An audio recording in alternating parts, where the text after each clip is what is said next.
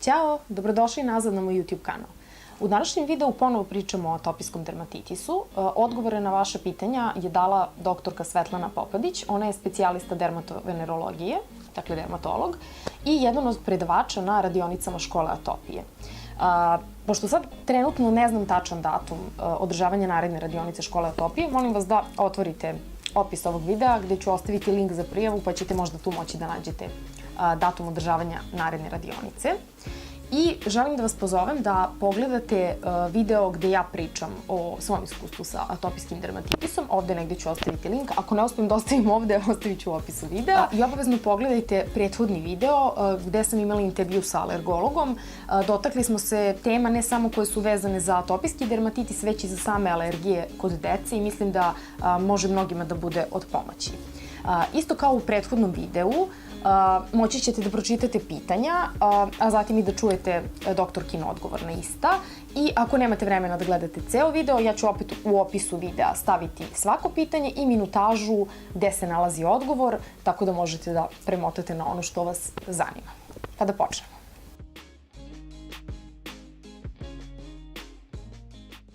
Atopijski dermatitis predstavlja hronično zapaljensko oboljenje kože i atopiju je najbolje definisati kao sklonost organizma ka burnijem reagovanju na neke uobičajene stimuluse iz spoljašnje sredine. Ekcem predstavlja zapaljenje kože i jedna od manifestacija atopije jeste zapravo i atopijski dermatitis.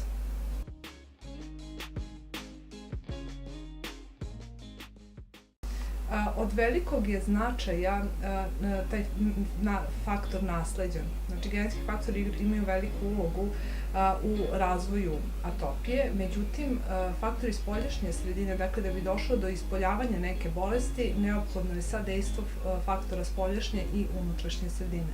Tako da genetski faktori možemo da smatramo faktorima unutrašnje sredine.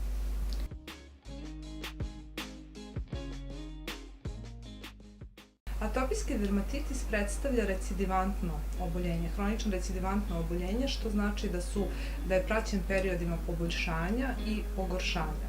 Prve manifestacije bolesti kod najvećeg broja pacijenata javljaju se u periodu detinjstva i to najčešće do 5. godine života. Danas više ne možemo sa sigurnošću da tvrdimo da će nekome u pubertetu ili do puberteta da dođe do potpune sanacije, odnosno do nestanka promena. Dakle, sve veći broj ljudi ima neke manifestacije koje u većoj ili manjoj meri perzistiraju i tokom života.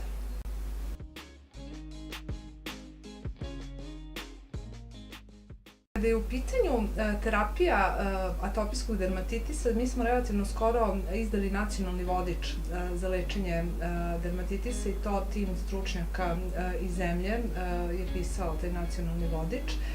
Neophodno je da se shvati, tu je ogromna zapravo uloga roditelja, neophodno je da se shvati, da se prihvati da nega predstavlja sastavni deo terapije. Dakle, na prvom mestu je adekvatna nega kože i ona je neophodna za periode održavanja. U fazama pogoršanja, kada dolazi do pojave crvenila, intenzivnog svraba, primenjuju se lekovi. Veoma često postoji superinfekcija kože, pa to zahteva i primjenu antibiotika. Znači, u fazama pogoršanja u potpunosti je na mestu, u redu, opravdano indikovano da se primenjuju lekovi, međutim i tokom upotrebe lekova i tokom perioda kada nema promena na koži vidljivih, neophodna je adekvatna nega. Šta je to adekvatna nega? Adekvatna nega predstavlja na prvom mestu adekvatnu higijenu. Savetuje se svakodnevno kupanje i aplikovanje, odnosno nanošenje emolijentnih kremova i masti na čitavu površinu kože.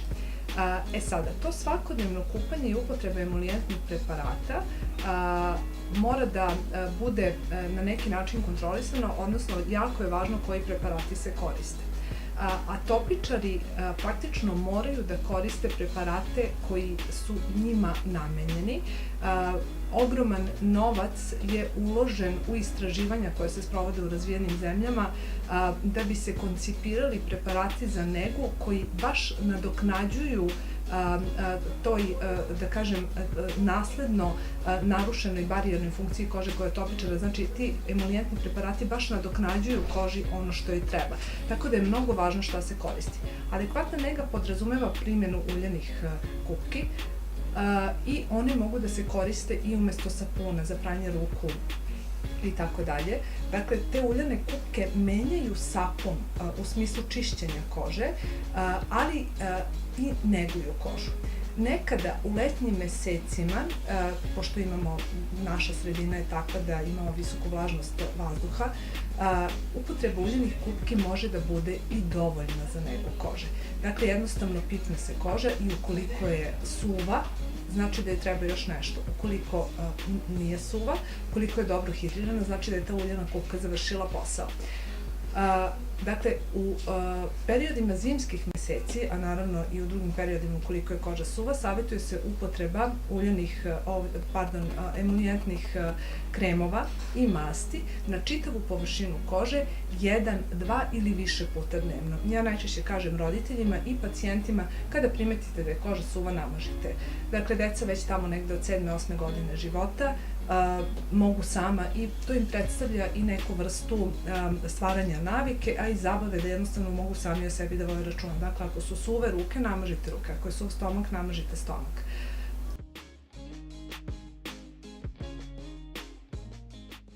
Dakle, kada je u pitanju nega kože, neophodna je kod atopičara svakodnevna nega kože bez obzira na uzrast. Treba imati na umu da se kod nas i zimi bebe nekako veoma često drže na nekoj temperaturi, ako mogu da kažem, drže na temperaturi od 25 do 28 stepeni, tako da treba pratiti hidriranost kože bebe i po potrebi mazati 1 do 2 puta dnevno, dakle, ali isključivo preparatima za koje je naznačeno da mogu da se koriste od 0. dana, mislim praktično od rođenja.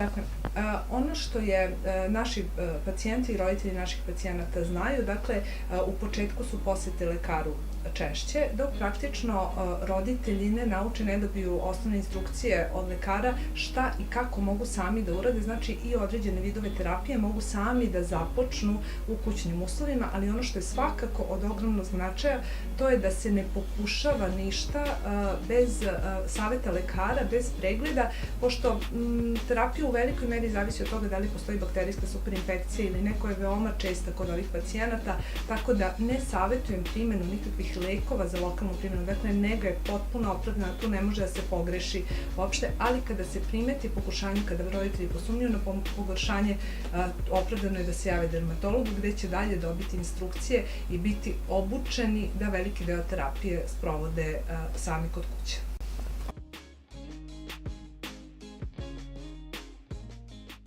Generalno, veoma često roditelji dolaze sa pitanjem ili sa molbom da se ne sprovodi lokalna kortikosteroidna terapija. Mi negde ne savetujemo primjenu uopšte kortikosteroidne terapije, dakle to stavno mi je da to ne treba da se primenjuje, ali kada su lokalni kortikosteroidi u pitanju, nekako mislim da ljudi nemaju dovoljno znanja o tome koliko dobrog pravilna primjena kortikosteroida može da učini. Tako da, ukratko mogu da kažem da ne postoje bolji lekovi koji brže mogu da umanje zapaljenje na koži od lokalne kortikosteroidne terapije.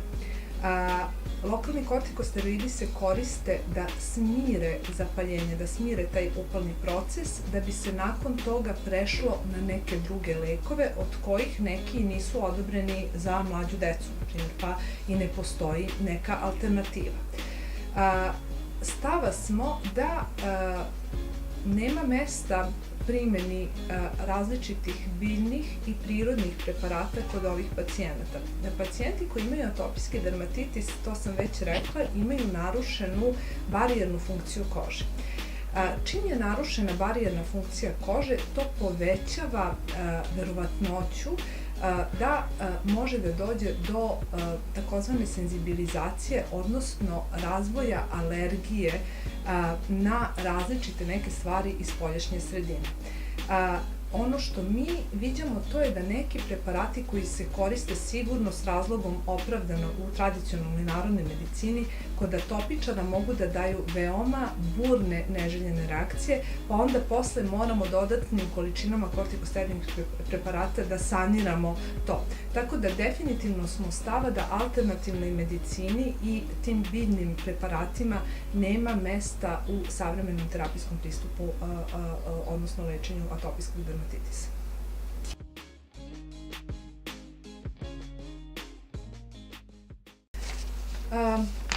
Ne može da dovede do pojave, međutim može da pogorša stanje. Dakle, generalno postoje dezinficijensi koji, međutim, zašto koristiti dezinficijence? Jednostavno treba koristiti uljane kupke. Ukoliko postoji superinfekcija, mogu da se koriste neki preparati, ali opet i to ne treba na svoju ruku, oni mogu da peckaju. Dakle, oni mogu da uništavaju bakterije, međutim mogu da peckaju i da dodatno doprinose tom začaranom krugu. Čim postoji peckanje, to intenzivira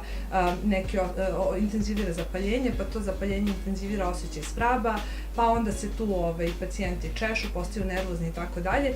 Tako da, generalno, ne savjetujemo te alkoholne i različite preparate. Dakle, apsolutno adekvatna higijena, svakodnevno pranje ruku ili nekih površina koje su kod dece povređene kada udare koleno ili već nešto. Svakodnevno pranje više puta dnevno sa adekvatnim preparatima, dakle u uljenim kupkama, su apsolutno dovoljni za negu kože.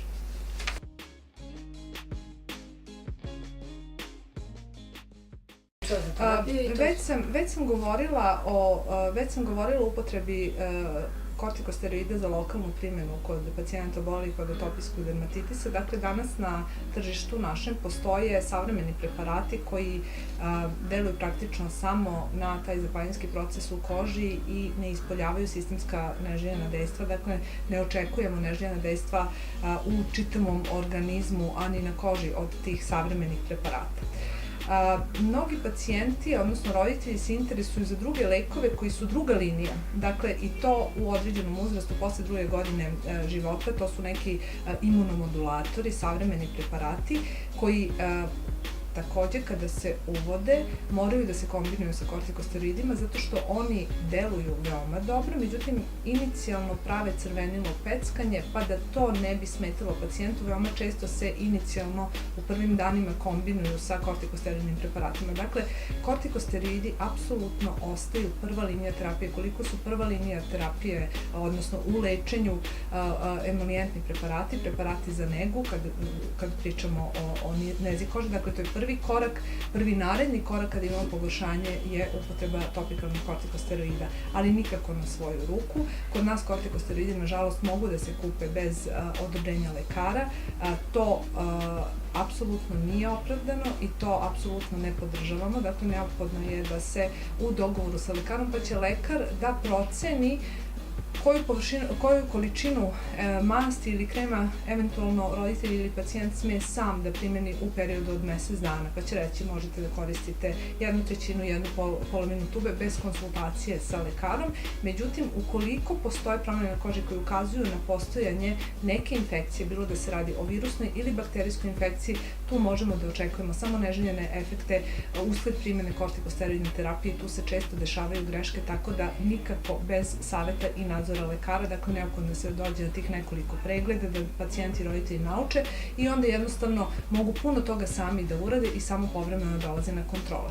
Savetuje se upotreba, dakle kad bi pričamo o redosledu primene terapije, dakle lekovi se uvek nanose na čistu kožu, jednostavno onda možemo da znamo koja količina leka će da dopre u ciljano mesto, dakle pacijenti se okupaju, namažu svoje emolijentno sredstvo i nakon toga, posle 20 minuta mogu da nanesu kortikosteroidni preparat preko toga.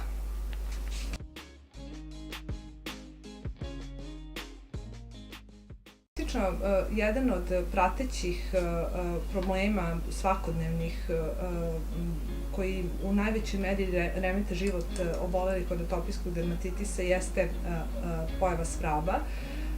I taj svrab dovodi do toga da kada su u pitanju manja deca ne pate samo deca nego i roditelji. Zapravo svrab je u toj meri izražen da deca često ne mogu da spavaju noću.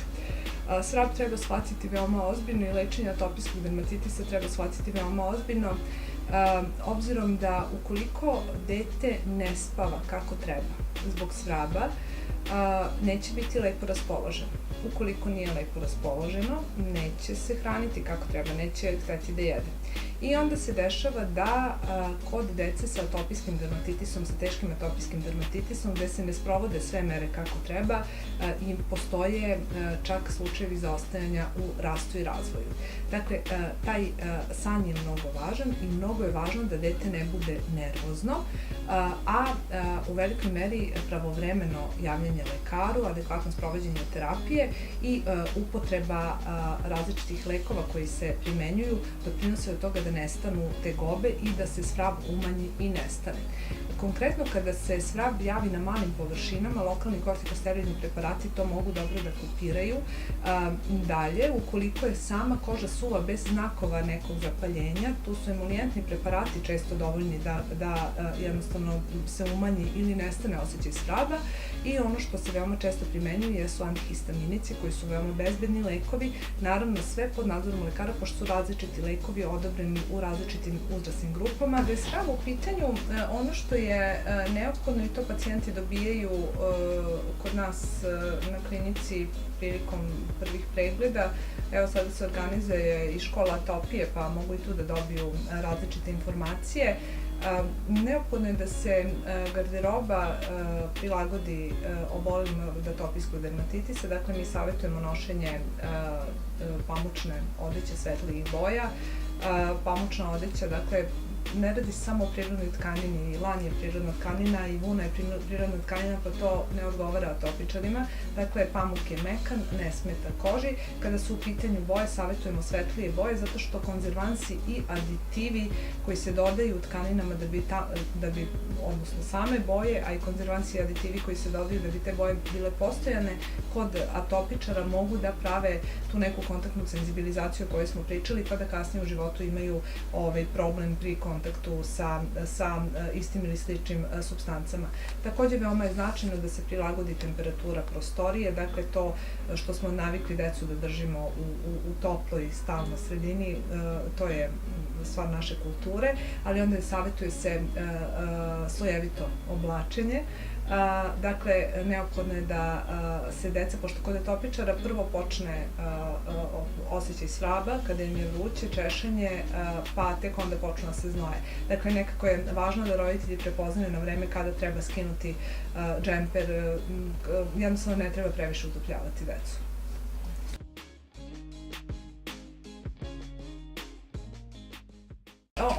Ono što mogu da preporučim svim pacijentima, odnosno ljudima koji imaju suvu, osetljivu kožu, sumnjaju da imaju atopijski dermatitis ili već imaju dijagnostikovan atopijski dermatitis, to je da se jave nadležnom dermatologu kako bi dobili dalje instrukcije, kako bi nekako imali, da kažem, nekog svog saradnika.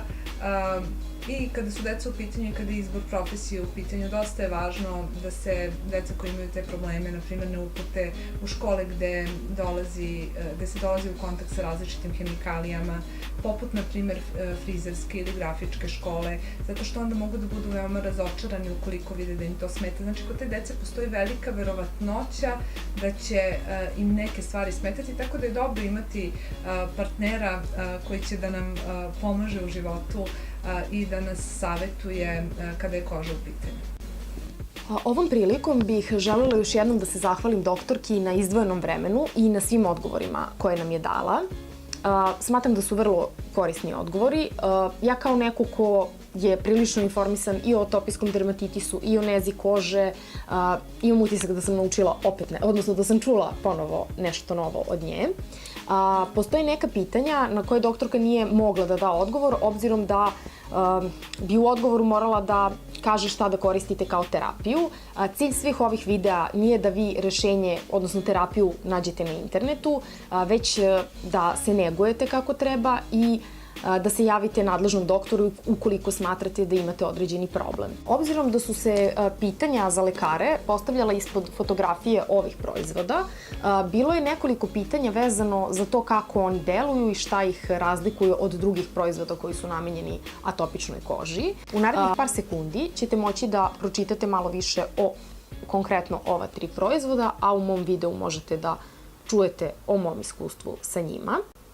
Ono što izdvaja Atoderm od drugih linija za atopičnu kožu jeste Skin Barrier Therapy patent, koji se nalazi u svim proizvodima za atopičnu kožu i zahvaljujući njemu se nadoknađuju lipidi u koži. Dakle, podstiče se sinteza lipida i proteina i sprečava se razvoj bakterija. Zahvaljujući ovom patentu, koža sastojke prepoznaje kao svoje i mnogo je uspešnija ugradnja lipida u defektni hidrolipidni sloj kože. Pored patenta, Atoderm Intenziv Balzam sadrži nekoliko sastojaka koji deluju antiinflamatorno, protiv svraba i dodatno antibakterijski. Nadam se da su vam svi ovi videi bili od koristi. Mislim prvenstveno i na video o mom iskustvu sa atopijskim dermatitisom, intervju sa alergologom, sada intervju sa dermatologom. Ukoliko imate ovaj problem, još jednom želim da vas pozovem da pratite Bioderma Srbija stranicu, zato što će tu biti objavljen datum naredne radionice škole atopije koje se održavaju na Kliničkom centru Srbije. Situacija je takva da se za sada održavaju samo u Beogradu, nadam se da će se održavati i po celoj Srbiji. Takođe će na blogu biti blog post posvećen atopijskom dermatitisu, gde ću ja lepo zaokružiti celu ovu priču i gde ću staviti linkove do sva 3 videa. Želim svima da se zahvalim na gledanju i vidimo se vrlo uskoro u narednom videu. Ćao!